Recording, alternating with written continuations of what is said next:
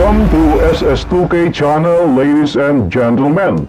If you are new to this channel, don't forget to subscribe and click the bell button and hit all so that you will be notified regarding the latest updates.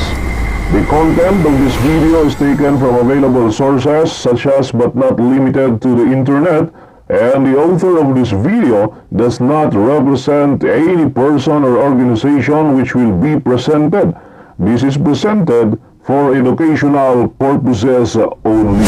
The topic that will be discussed on the short video presentation, ladies and gentlemen, is about perspectives of crime causation. It is a topic under the subject theories and causation of crime. This is very important because it is undeniable that there are multiple factors that lead a certain individual to commit crime. And I will present the subject in Q&A form. No? So question number 1, it viewed crime as a product of situational forces, that crime is function of free will and personal choice. It emphasized that the purpose of punishment is mainly to deter the occurrence of crime. So letter A, classical, Bravo, process perspective, Charlie, conflict perspective, Delta, biosocial perspective, Echo, biological perspective, or Foxtrot, psychological perspective. And the answer for this question is alpha, no? That is classical perspective.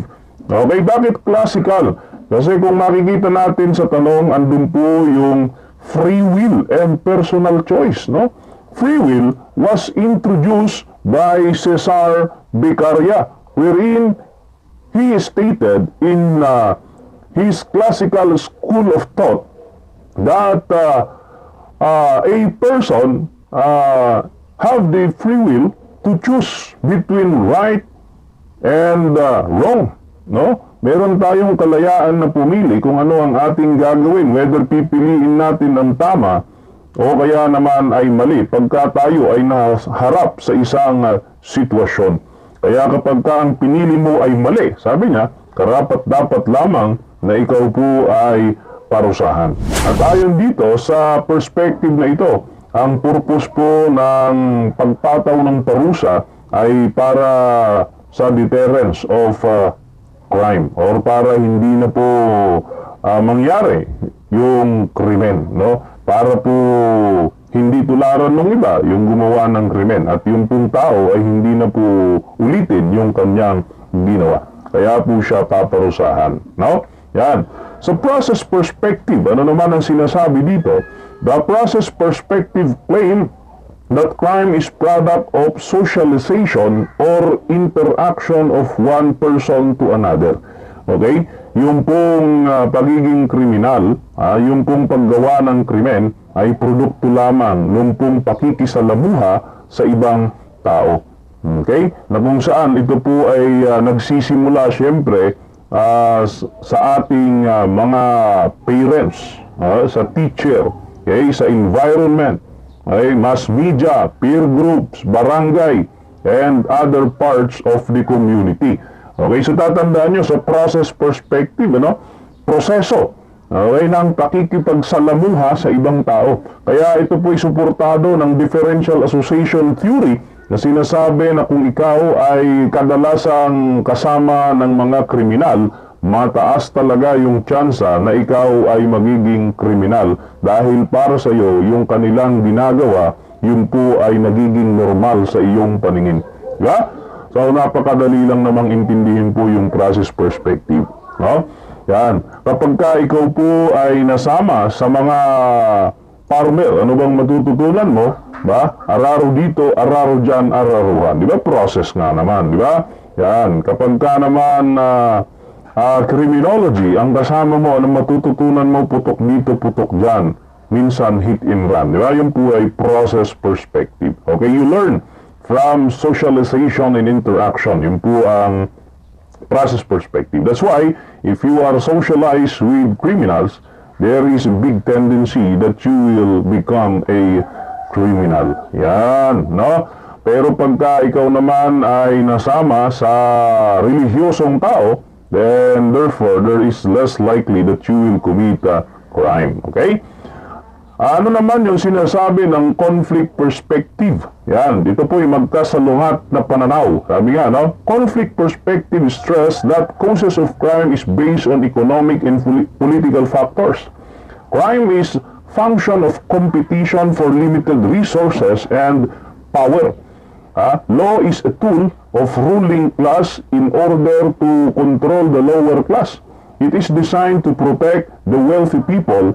Crime is a politically defined concept. Ito po'y ayon sa conflict perspective, no? Magkasalungat na pananaw na kung saan ang krimen ay resulta daw ng hindi pantay na katayuan sa buhay at sa politika. Yun po ang sinasabi dito. Okay, yan. So, economic.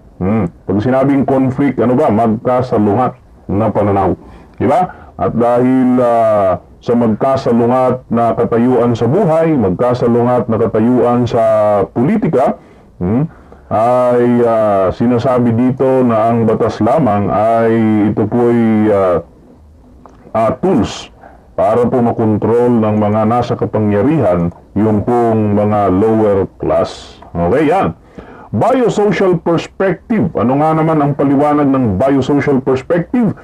Biosocial perspective seeks to explain the onset of antisocial behavior such as aggression and violence by focusing on physical qualities of offenders. Okay? Ito po'y pag-aaral sa isang nabubuhay. Yan, bio nga eh. Biosocial. Ibig sabihin, ito po ay pag-aaral doon sa mismong tao kung bakit siya gumagawa ng krimen at yung pong kanyang society. So kung titingnan natin, combination po ito ng genetic at saka environmental factors. Ayan. So, biology and sociology, kaya na biosocial, no? Ayan. So, physical qualities of offenders. It concentrated mainly on 3 areas of focus. Okay, this is biochemical, okay, na kung saan kasama dito yung diet, genetics, hormones, and environmental contaminants. Okay, second is neurological, that is for brain, no? Then third is genetic or yung pong inheritance, genes. Okay, yan. So, sa biochemical, may mga nakakain daw ang tao sa diet natin, ano na kung saan ay nagiging agresibo ang isang tao, no? Yan. Lalong-lalo na sa pagdating sa libido o sa sex, di ba? May mga tinatawag nilang aphrodisiac, di ba? So, depende daw sa kinakain, the diet. Yan, sa hormones at saka environment din, no? Then sa utak at saka sa genes. Okay? Yan, so sa biosocial, no? Okay, tandaan na, sa biosocial, ang tinitingnan po dito ay yung pong environment at saka yung pag-aaral doon po sa mismong tao o sa nilalang, no? Yan. Sa biological perspective naman, no? Biological perspective regarded crime as a product of internal forces. Pagka sinabing biological, ito po ay likas daw na nasa isang tao. May mga tao na kung saan likas sa kanila na gagawa ng krimen. Okay?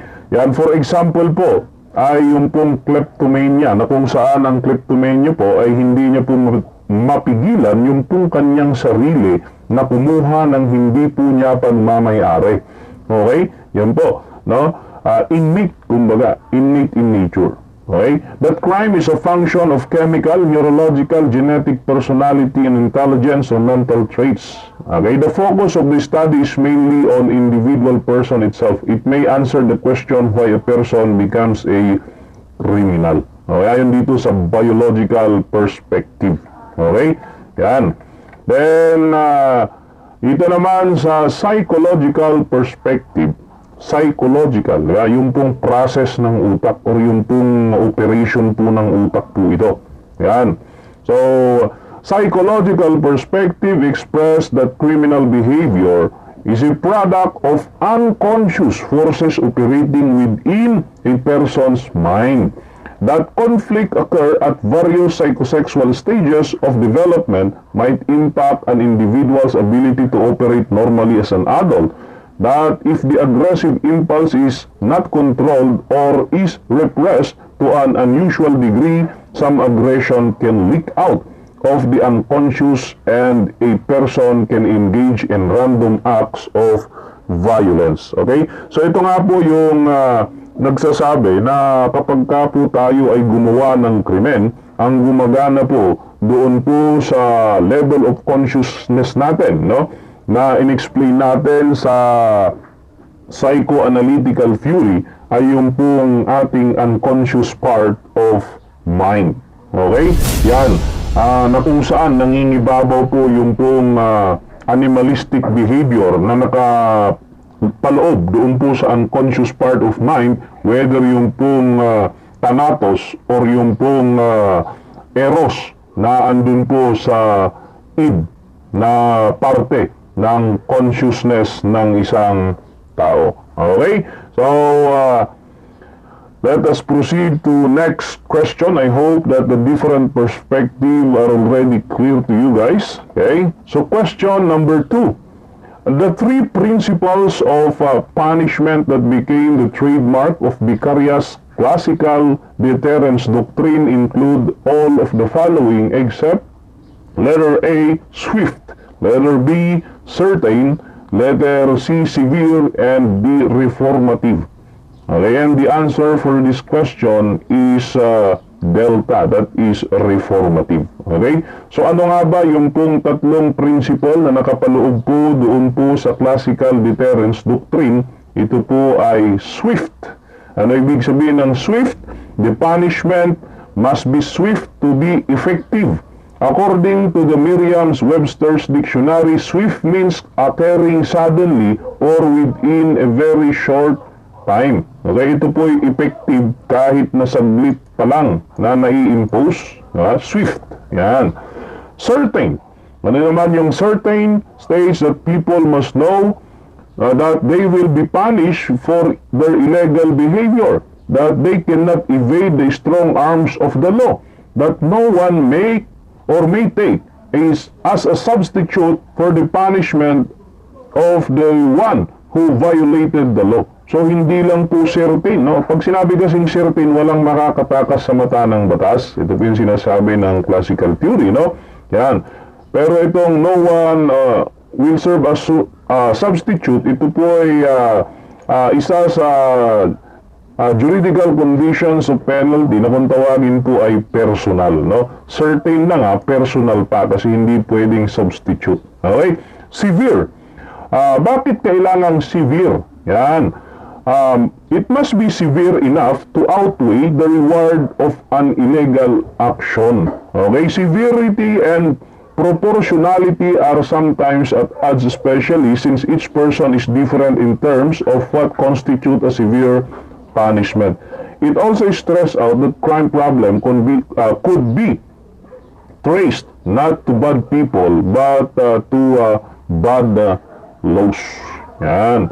So, pagka sinabi nating severe, dapat mas mataas po yung pong kaparusahan kaysa doon po sa nakuha, diba? Or doon po sa pleasure.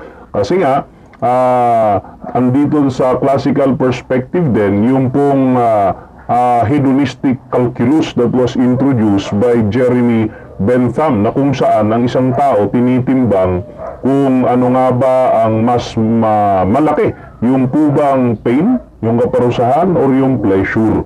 Yan. Okay, so it must be severe so that the person will be deterred to commit a crime. Okay? So thank you very much for listening to this short video presentation, ladies and gentlemen. I hope that you have learned something from the different perspective of crime causation. Thank you and God bless you all.